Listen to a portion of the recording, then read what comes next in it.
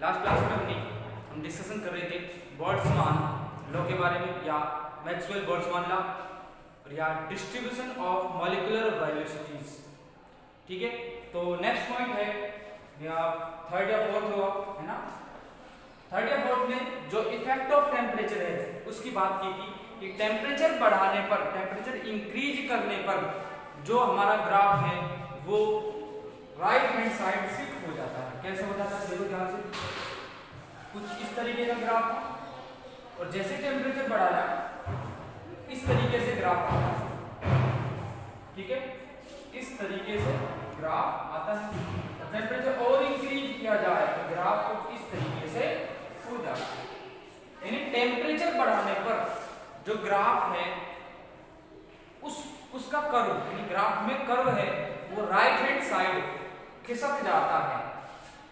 और it means, यानी इसका मतलब क्या है, जो मोस्ट प्रोबेबल स्पीड है वो इंक्रीज हो रही है, मोस्ट प्रोबेबल स्पीड इंक्रीज हो रही है, और fraction of molecules containing that probable speed क्या हो रही है, डिक्रीज हो रही है। यानी फ्रैक्शन ऑफ मॉलिक्यूल्स क्या हो रहे हैं, डिक्रीज हो रहे हैं, और मोस्ट प्रोबेबल स्पीड इंक्रीज हो रही है।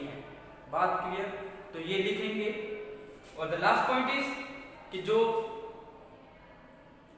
मॉलिक्यूलर वेलोसिटीज हैं वो डिपेंड करती हैं मॉलिक्यूलर वेट पर, या किसी भी मॉलिक्यूल का जो वेट है उस पर डिपेंड करती है मॉलिक्यूलर वेलोसिटीज।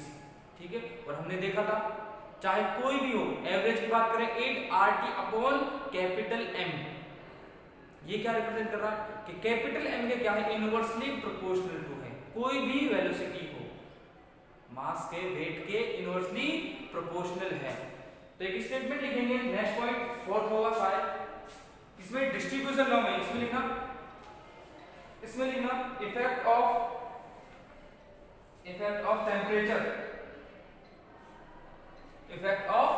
टेम्परेचर, पॉइंट बना के इफेक्ट ऑफ टेम्परेचर, इसमें लिखना continuous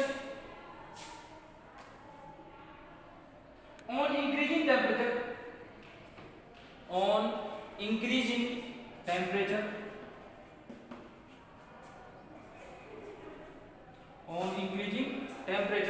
the curve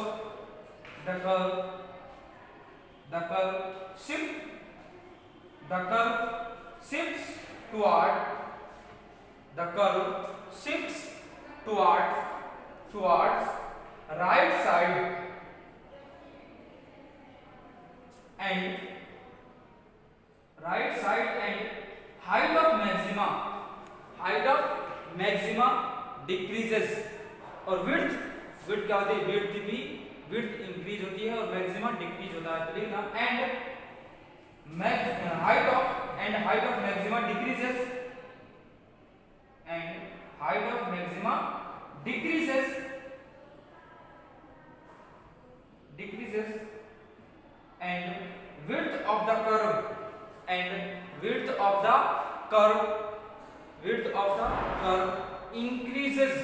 width of the curve increases.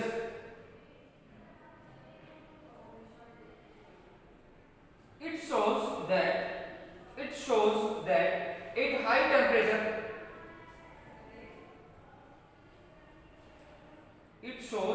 at high temperature number of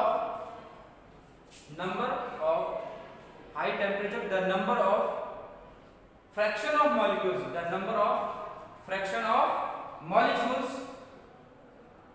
having velocity higher than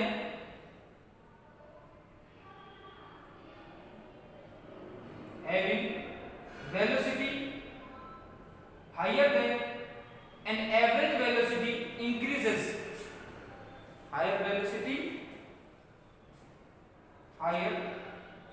Having velocity higher than an average velocity increases, but fraction of molecules having most probable speed या most probable velocity, the fraction of molecules having most probable velocity decreases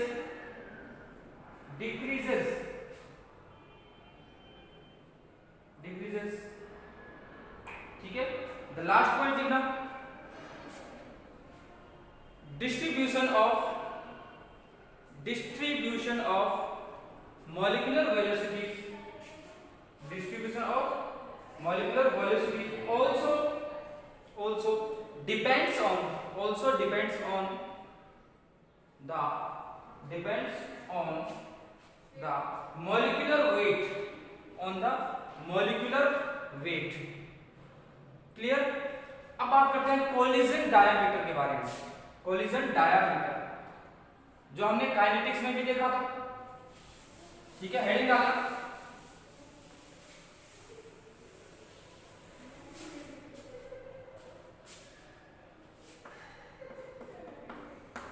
collision diameter बहुत ही आसान चीज है। जब हमने collision law या concept of collision देखा था, कोलिजन थ्योरी पढ़ी थी, तो उसमें हमने देखा था कि दो मॉलिक्यूल्स, वो दोनों मॉलिक्यूल्स सेम भी हो सकते हैं और डिफरेंट भी हो सकते हैं। मैंने कहा सेम मॉलिक्यूल्स हैं, क्या है, सेम मॉलिक्यूल्स हैं, ये सेम, और उनका क्या साइज भी सेम होगा। यदि आपको लगे कि साइज सेम नहीं है दिखने में, लेकिन साइज क्या होना चाहिए, सेम होना चाहिए। जिसकी रेडियस क्या है, आर, जिनकी रेडियस बता रहा हूं मैं, आर रेडियस है, ठीक है। इनके बीच में, यानी इनके न्यूक्लियस के बीच में जो मिनिमम डिस्टेंस है, देखा, दो मॉलिक्यूल्स के बीच में, दो मॉलिक्यूल्स आपस में कोलाइड करके, यानी दोनों का जो सरफेस है वो क्या है, टच कर रहा है, इससे ज्यादा नजदीक वो नहीं आ सकते। ऐसा नहीं कि ये जो न्यूक्लियस है और नजदीक है, ये यहां से थोड़ा सा पिछड़ जाए, ये यहां से थोड़ा सा, ऐसा नहीं होता कि मैक्सिमम यानी सबसे ज्यादा नियरेस्ट हो, इससे ज्यादा नियर ना आ सके। उस सिचुएशन में जब वो सबसे ज्यादा नजदीक हो, उस सिचुएशन में जो इनके न्यूक्लियस के बीच में डिस्टेंस है वो क्या होगी, वही होगी कोलिजन डायमीटर, वही होगा कोलिजन डायमीटर। और यहां देख सकते हो दोनों की रेडियस क्या है, आर है, तो सिग्मा क्या होगा, 2r होगा। इनके रेडियस के क्या, डायमीटर के इक्वल होगा। क्या होगा, इनके डायमीटर, सिग्मा डायमीटर के इक्वल होगा। अब कितने नजदीक आ सकते हैं, इतने नजदीक आने के बाद इनमें रिपल्सन चालू होने लग जाते हैं। रिपल्सन के ही वजह से ये दूर जाते हैं, यानी ये क्या है, नियरेस्ट सिचुएशन है।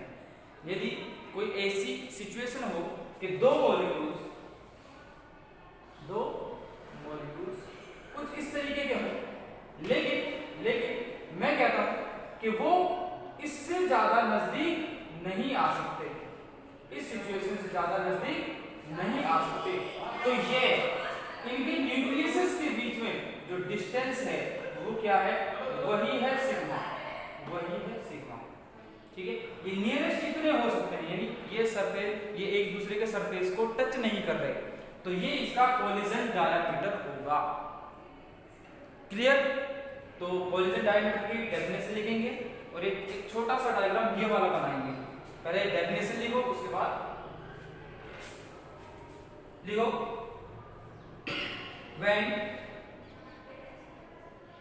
when two molecules come near to each other, when two molecules come near to each other and colloid at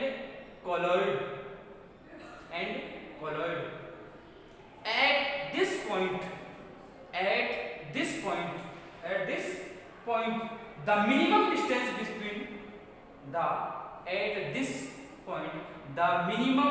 distance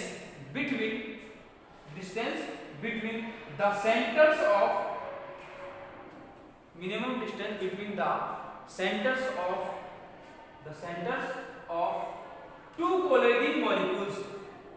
centers of two colloiding centers of two colloiding molecules.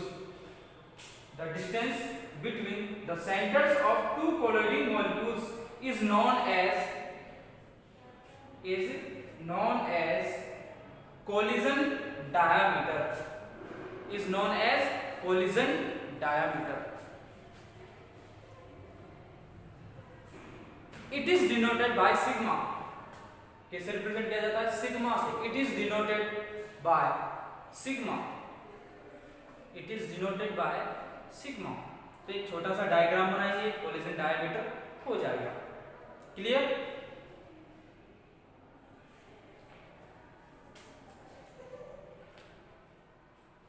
देखो, kinetics में हमने collision frequency भी देखी थी. Kinetics में हमने क्या देखी थी? कोलिजन फ्रीक्वेंसी देखी थी. जब दोनों मॉलिक्यूल्स सेम होते थे तो मैं कोलिजन फ्रीक्वेंसी को कैसे डिनोट कर सकता था? Z11.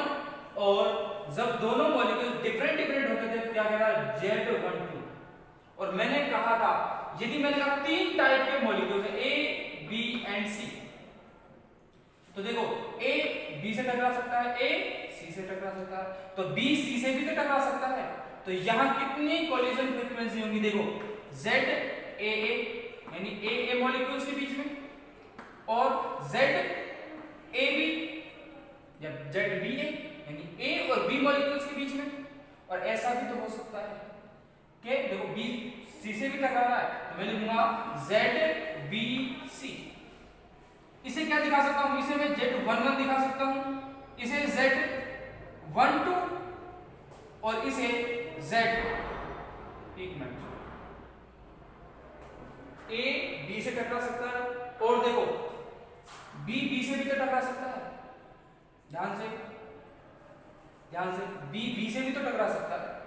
तो देखो यहां से ZAA के साथ ZBB भी होगा और ZCC भी होगा, क्योंकि C के मॉलिक्यूल्स अपने मॉलिक्यूल से भी टकरा रहे होंगे. ऐसे ही ZAB और ZAC, ZAB, ZBC, ZAC. इसे कहूंगा, देखो इसे ध्यान से देखो, इसे कहूंगा Z11 और इसे भी Z11. या ऐसा भी दिखाया जा सकता है कि Z22 और इसे Z33 और इसे Z12 और इसे Z23 और Z13. यानी कई तरीके से कोलिजन फ्रीक्वेंसी पॉसिबल है. सिर्फ ये बताना चाहता हूं. और कोलिजन फ्रीक्वेंसी क्या है? जब कोई मॉलिक्यूल्स कंटिन्यूअसली चल रहा है तो वो क्या करता है? वो दूसरे मॉलिक्यूल से कोलिजन्स करता है. एक कोलिजन किया, फिर दूसरा कोलिजन किया, फिर तीसरा कोलिजन किया. तो जो किसी मॉलिक्यूल द्वारा किए गए नंबर ऑफ कोलिजन्स इन पर सेकेंड एंड पर ml, क्या या तो मैं क्यूब भी कह सकता हूं, या ऐसा कह सकता सेंटीमीटर क्यूब, पर सेंटीमीटर क्यूब या पर ml. तो पर सेंटीमीटर क्यूब में या पर ml में पर सेकंड होने वाले कोलिजन्स की संख्या क्या, कोलिजन का नंबर क्या है? वो ये कोलिजन फ्रीक्वेंसी. क्या है? Collision frequency. एक होता है मीन फ्री पाथ, क्योंकि ये तीनों चीजें इसी एग्जांपल से क्लियर हो जाएंगी. Collision diameter, collision frequency and mean free path. Mean free path ये क्या होता है? जब कोई मॉलिक्यूल कोलिजन करता है तो दूसरे मॉलिक्यूल से कोलिजन करता है, दूसरे मॉलिक्यूल से कोलिजन करने के बाद तीसरे मॉलिक्यूल से कोलोइड या कोलिजन करता है. तो क्या कर रहा है? कंटिन्यूअसली कोलिजन कर रहा है. तो एक कोलिजन से दूसरे कोलिजन के बीच में जो डिस्टेंस है उसे ही मीन फ्री पाथ कहा जाता है. ध्यान से सुनना. एक कोलिजन के बाद दूसरे कोलिजन के बीच का डिस्टेंस क्या है, मीन फ्री पाथ है। क्या है, मीन फ्री पाथ, कि जिस पाथ पर मॉलिक्यूल फ्रीली मूव कर रहा है, यानी कोलिजन से यानी कोलिजन के जस्ट बाद मूवमेंट जो भी है, और कोलिजन तक यानी कोलिजन होने के बाद तक का जो डिस्टेंस है वो क्या है, मीन फ्री पाथ है। अब मीन फ्री पाथ सभी मॉलिक्यूल्स के लिए एवरेज निकाला जाता है, क्योंकि हम जानते हैं मॉलिक्यूलर वेलोसिटी देखा, मैंने एवरेज वेलोसिटी की बात की थी कि जो एवरेज वेलोसिटी है वही सभी मॉलिक्यूल्स की वेलोसिटी अलग है। तो वेलोसिटी ऐसा नहीं कहा जाता कि वेलोसिटी किसी एक मॉलिक्यूल की बता दी, क्योंकि हम जानते हैं किसी की कम है किसी की ज्यादा है, तो एवरेज बताते हैं। और हमने वेलोसिटीज को बताने की कई तरीके देखे, आरएमएस वेलोसिटी देखी, मोस्ट प्रोबेबल वेलोसिटी देखी, और एवरेज स्पीड तो तुम जानते ही हो। तो एवरेज मीन यानी एक कोलिजन और दूसरे कोलिजन के बीच में जो डिस्टेंस है, हो सकता है तीसरे कोलिजन जब हो तो वहां डिस्टेंस कम हो, मान लो चौथा जो कोलिजन हो मॉलिक्यूल का, वो डिस्टेंस बहुत ही कम हो, मान लो पांचवा बहुत ज्यादा हो। ऐसे लगातार कंटिन्यूअसली क्या हो रहे हैं, कोलिजन्स हो रहे हैं। तो किस पे, तो एवरेज मीन फ्री पाथ देखा जाता है। क्या देखा जाता है, एवरेज मीन फ्री पाथ। और हमने कोलिजन फ्रीक्वेंसी देखी है, जब दोनों मॉलिक्यूल्स क्या हो, वन हो, एक जैसे हो, तो Z11 देखा था, देखो ध्यान से इधर, जैसे O2 मॉलिक्यूल है, एक O2 दूसरे O2 से कोलिजन कर रहा है, या H2 मॉलिक्यूल है और वो अपने ही मॉलिक्यूल से क्या कर रहा है, जैसे H2 मॉलिक्यूल से कोलिजन कर रहा है, तो Z11 क्या होगा, Z11 हम पहले भी देखा था, क्या होगा, 1/√2 पाई सिग्मा स्क्वायर और n स्टार, इसे ऐसे मतलब n स्टार का स्क्वायर और c बार। एवरेज स्पीड क्या है, एवरेज स्पीड वो क्या होगी, 8RT upon capital M, √8RT upon capital M ये होती है। ठीक है, ध्यान दीजिए, यहां n स्टार क्या है, वहां हम एक्टिव मॉलिक्यूल्स की बात कर रहे थे कि नंबर ऑफ एक्टिव मॉलिक्यूल्स, यहां कहूंगा नंबर ऑफ मॉलिक्यूल्स इन पर क्यूबिक वॉल्यूम। क्या कहूंगा, नंबर ऑफ मॉलिक्यूल्स इन पर क्यूबिक वॉल्यूम। क्लियर, वहां एक्टिव मॉलिक्यूल्स की बात हो रही थी, यहां मैं कहूंगा नंबर ऑफ मॉलिक्यूल्स इन पर क्यूबिक वॉल्यूम। ये क्या है, कोलिजन फ्रीक्वेंसी। ओ 1/, ये तो लिखा ही नहीं, 1/√2 pi sigma square n star square c बार। बड़ी अजीब बात है, अंडर रूट लगा दिया और को लिखा ही नहीं। चलो कोई इशू नहीं है, ठीक है। तो पहले कोलिजन डायमीटर हो चुका है, तो कोलिजन फ्रीक्वेंसी आईडी डालना और लिखना इसमें collision frequency.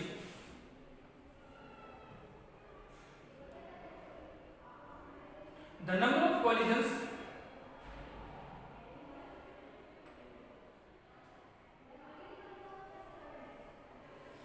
number of collisions between gas molecules, the number of collisions between gas molecules, between gas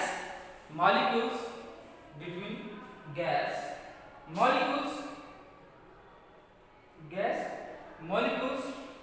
per unit time per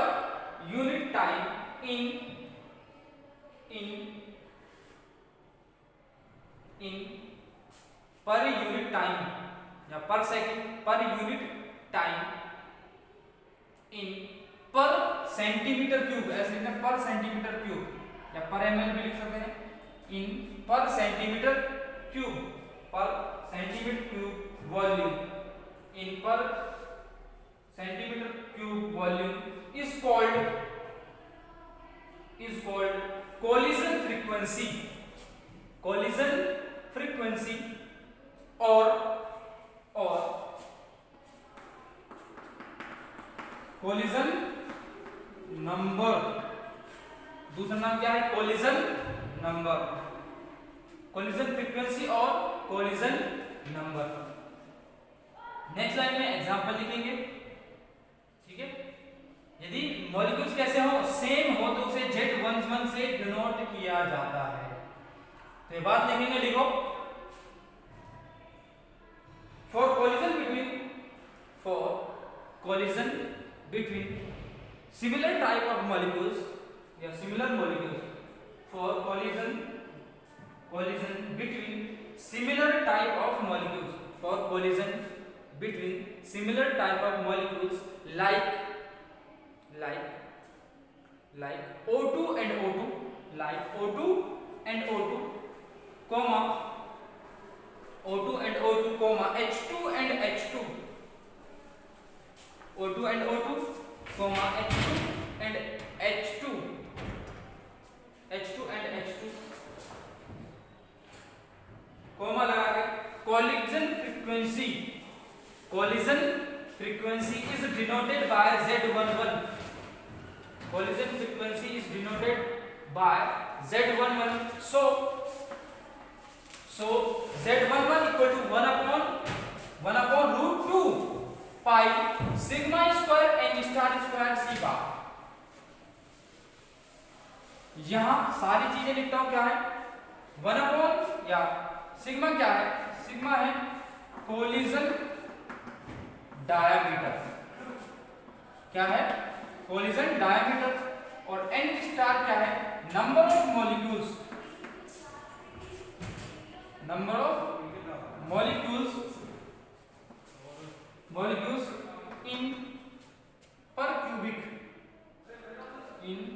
पर सेंटीमीटर क्यूब या पर ml, ठीक है, पर सेंटीमीटर क्यूब। और एक है सी बार, ये क्या है एवरेज वेलोसिटी, क्या है average velocity, average velocity.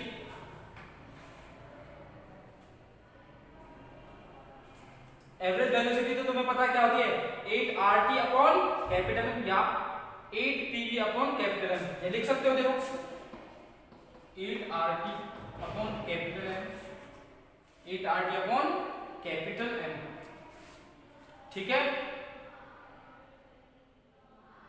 Heading डाला मीन फ्री पाथ, उधर लिखा हुआ है हेडिंग डाला मीन फ्री पाथ, यानी दो कॉन्सेक्यूटिव लगातार यानी सक्सेसिव जो भी कोलिजन्स हैं उनके बीच में जो एवरेज डिस्टेंस है वो क्या एवरेज डिस्टेंस,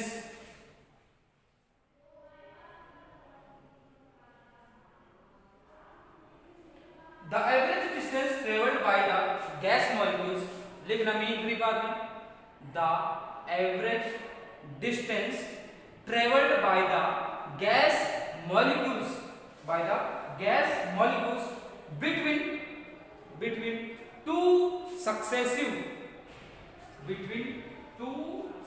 या consequent लिख सकते हो, two successive, दोबारा बोलो the average distance traveled by the gas molecules between two successive collisions is known as mean free path, is known as mean free path, mean free path. It is denoted by lambda, it is denoted by lambda,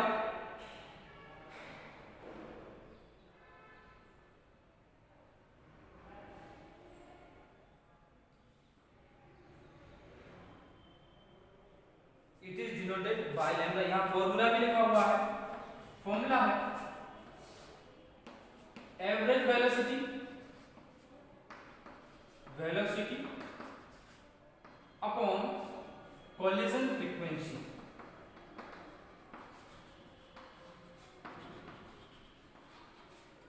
average velocity upon collision frequency क्या है lambda, लिख सकते हो। Average velocity क्या है सी बार है, collision frequency क्या है ये ना देखो, ठीक है। तो मेरे पास आ जाएगा।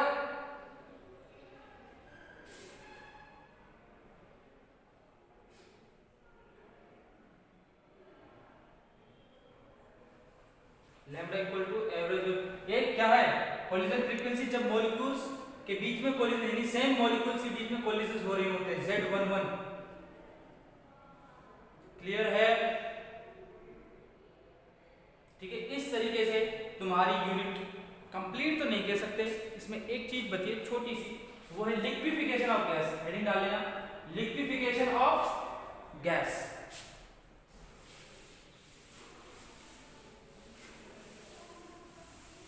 देखता हूं, हो सकता है तुम्हें लास्ट ईयर के क्वेश्चन डिस्कस करवा दिए जाए, तो तुम्हें पता लग जाएगा कि क्या क्वेश्चन पूछा गया है और हमसे कुछ सिलेबस में छूट तो नहीं गया है। ठीक है, हेडिंग डालना लिक्विफिकेशन,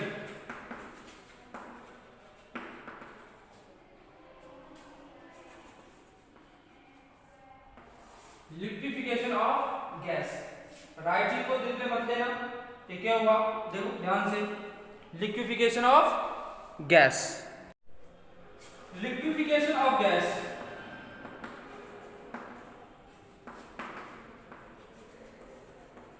लिक्विफिकेशन कैसे होगा, हम जानते हैं कि जो गैस मॉलिक्यूल्स हैं, ठीक है, according to kinetic theory of gases, यानी उसकी लिमिटेशन क्या थी काइनेटिक थ्योरी ऑफ गैसेस की, कि उसने कहा कि जो वॉल्यूम है गैसेस मॉलिक्यूल्स का उसे एक्सक्लूड करो, यानी वो वॉल्यूम नेग्लिजिबल हो जाता है। गैस मॉलिक्यूल्स का जो वॉल्यूम है टोटल वॉल्यूम के कंपैरिजन में नेग्लिजिबल होता है। दूसरी सबसे बड़ी कमी क्या थी, मॉलिक्यूल्स के बीच में अट्रैक्शन फोर्सेस नहीं होती।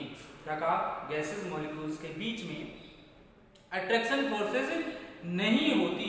यदि अट्रैक्शन फोर्सेस नहीं होती, सवाल है, यदि अट्रैक्शन फोर्सेस नहीं होती तो गैसेस का लिक्विफिकेशन क्यों हुआ, गैस मॉलिक्यूल्स का गैस का लिक्विफिकेशन क्यों हुआ, यदि अट्रैक्शन नहीं है तो यह सबसे बड़ा एविडेंस था काइनेटिक थ्योरी ऑफ गैसेस के अगेंस्ट, उस स्टेटमेंट के अगेंस्ट कि उनमें अट्रैक्शन फोर्सेस प्रेजेंट होती हैं, इसी वजह से तो लिक्विफिकेशन हुआ।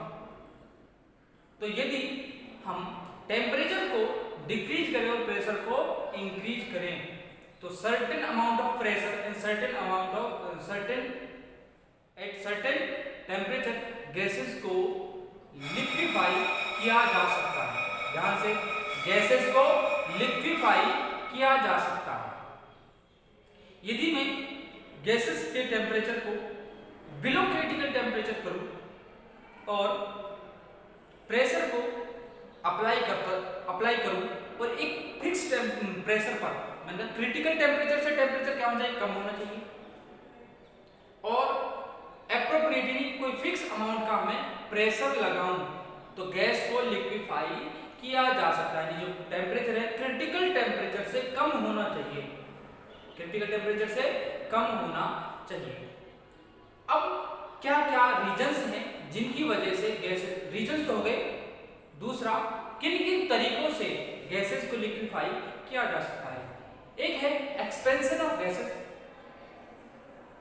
जो बेस्ड होता है जूल थॉमसन इफेक्ट पर, या जूल थॉमसन एक्सपेरिमेंट पर बेस्ड होता है कि गैसेस का लिक्विफिकेशन किस तरीके से किया जा सकता है, गैसेस का लिक्विफिकेशन किस तरीके से किया जा सकता है। जो जूल था सब कुछ, सारे वैज्ञानिकों का नाम मिट सकता है लेकिन जूल का नाम नहीं। क्यों? आइंस्टीन भी, न्यूटन भी, क्योंकि एनर्जी हमेशा रहती है। क्या रहती है? एनर्जी हमेशा रहती है। और एनर्जी को रिप्रेजेंट करने का तरीका किसने बताया था? जूल ने। पढ़ते तो है 1 किलो जूल, 10 किलो जूल, है ना। कैलोरी को इतना याद नहीं करेंगे जितना जूल को, क्योंकि जूल ने ही पहली बार एनर्जी को बताने का प्रयास किया था, बताया था। और हम जानते हैं कि एनर्जी की जो SI यूनिट है वो क्या होती है? जूल होती है। तो एनर्जी तो कभी खत्म होगी नहीं, तो जूल का नाम हमेशा रहेगा। ठीक है, the point is Joule Thomson experiment से, जूल थॉमसन एक्सपेरिमेंट से गैसों को लिक्विफाई किया जा सकता है। एक बात बताइए, आपसे सवाल है मेरा, ट्राई करना अपने माइंड में सोचने की कि पोट में रखा हुआ वाटर ठंडा क्यों हो जाता है। मैं क्या कह रहा हूं, पोट में रखा हुआ वाटर कूल क्यों हो जाता है कंपैरेटिवली। ऐसा नहीं भाई फ्रिज की जाग चिल्ड कर दो 0 डिग्री सेल्सियस 5 डिग्री सेल्सियस, इतने नहीं, मैं सिर्फ कूल होने की बात कर रहा हूं। कूल हो जाता है क्यों, वजह है क्या, वजह है साइंटिफिक, बहुत अच्छा रीजन है, बहुत शानदार रीजन है। इसी कॉन्सेप्ट पर बेस्ड है गैस का लिक्विफिकेशन। कई तरीके हैं वैसे तो, लेकिन इस पर भी बेस्ड है कि होता क्या है, जो पोट होता है यानी फ्रेश पोट होता है, मटका होता है, उसमें बारीक छिद्र होते हैं। बारीक क्या होते हैं, छेद होते हैं। उन छेदों से, ऐसे नहीं उन छेदों से निकल के पानी बाहर फैल जाए, नहीं, वो बहुत बारीक होते हैं, पानी बाहर नहीं फैलता। यदि बिल्कुल फ्रेश पोट की, फ्रेश मटके की बात करें, तो नया मटका होता है न्यू, यदि ओल्ड होगा तो उसमें वो कैपेबिलिटी नहीं होती ठंडा करने की, जबकि न्यू में होती है। होता है कि उसमें बारीक छेदों से पानी के मॉलिक्यूल, वाटर मॉलिक्यूल्स घुस जाते हैं। तो टेम्परेचर के साथ, यानी बाहर टेम्परेचर है सर्टेन अमाउंट में, तो वो गैस मॉलिक्यूल्स एवोपरेट होना चाहते हैं। क्या होना चाहते हैं, एवोपरेट होना चाहते हैं, वेपराइज होना चाहते हैं। तो वो क्या करते हैं, अंदर के मॉलिक्यूल से एनर्जी का अब्सॉर्ब करते हैं, अब्सॉर्प्शन करते हैं, एवोपरेट हो जाते हैं। अब एक मॉलिक्यूल या 10 मॉलिक्यूल तो है नहीं जो एवोपरेट, बहुत सारे मॉलिक्यूल्स होते हैं जो एवोपरेट होते रहते हैं। और एनर्जी का अब्सॉर्प्शन कहां से हो रहा है, मटके के अंदर जो वाटर रखा हुआ है, मटके के अंदर रखे हुए पानी से एब्जॉर्प्शन हो रहा है। इस वजह से जब एब्जॉर्प्शन होगा तो क्या हो जाएगी, कूलिंग। अब आपसे मैं कहूं टेम्परेचर में घटा रहा हूं, और टेम्परेचर घटाने का मतलब क्या है, टेम्परेचर घटाने का मतलब यह है कि मान लो 25 डिग्री सेल्सियस से मैं टेम्परेचर 5 डिग्री सेल्सियस करूं पानी का, तो 25 डिग्री सेल्सियस पर जो काइनेटिक एनर्जी है, मतलब थर्मल एनर्जी है, वो ज्यादा होगी, ठीक है। और किस पर, 5 डिग्री सेल्सियस पर थर्मल एनर्जी कम होगी। तो कूलिंग में मैं क्या कर रहा होता हूं, या कोई भी कूलिंग में होता क्या है, कूलिंग में होता है एनर्जी जो भी पोट में है, जो भी वाटर में है, उसको निकाल रहा होता हूं। ध्यान से सुनने, मैंने क्या कहा, कूलिंग में जो भी एनर्जी में कोई चीज है, कुछ भी है, उसको मैं कूल कर रहा हूं। कूल करने का मतलब उसमें से एनर्जी को क्या कर रहा हूं, निकाल रहा हूं कंटिन्यूअसली, ठीक है। ये क्या है, liquefaction.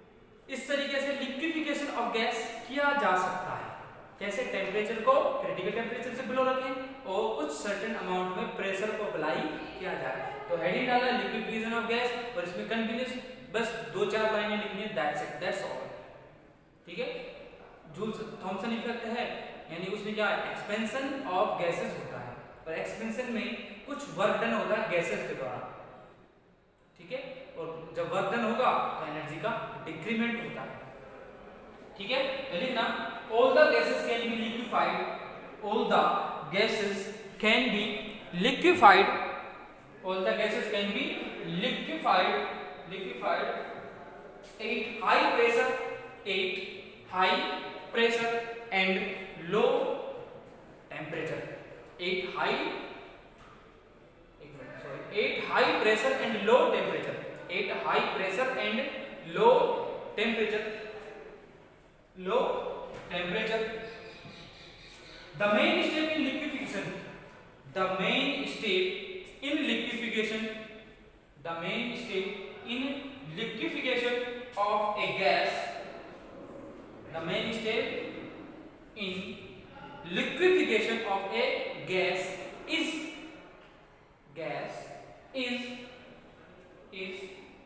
to cool it, it या gas. Main step for liquefaction of a gas to cool it, gas is to cool it. दोबारा बोल रहा हूँ, लैंग्वेज में बिल्कुल दोबारा बोल रहा हूँ। The main step in liquefaction of a gas is to cool it, it below the to cool it below the critical temperature. Below the critical temperature. After this, gases can be liquefied. Gases can be liquefied by applying. Gases can be liquefied by applying appropriate pressure. Gases can be liquefied by applying appropriate pressure. By applying appropriate pressure. That's all for today.